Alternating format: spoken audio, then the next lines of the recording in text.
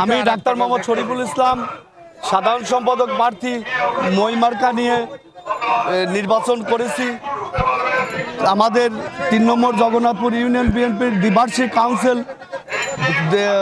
Vote অনুষ্ঠিত হয়েছে। 9টা ওয়ার্ডের ভোটারবৃন্দ শান্তি শৃঙ্খলাভাবে ভোট দিয়েছে এবং যে রায় হবে সে রায় আমরা মেনে নেব ইনশাআল্লাহ। আমরা 3 জন সাধারণ সম্পাদক হিসাবে প্রতিদ্বন্দ্বিতা করেছি, আর সভাপতি হিসাবে 3 জন প্রতিদ্বন্দ্বিতা করেছি। যে রায় হোক ইনশাআল্লাহ আমরা জনগণের রায়কে মাথা মেতে নেব। এবং আপনাদের মিডিয়া ভাইরা সবাই দেখেছেন, সবাইকে ধন্যবাদ। প্রশাসনের ভাইরা ছিলেন, সবাইকে ধন্যবাদ।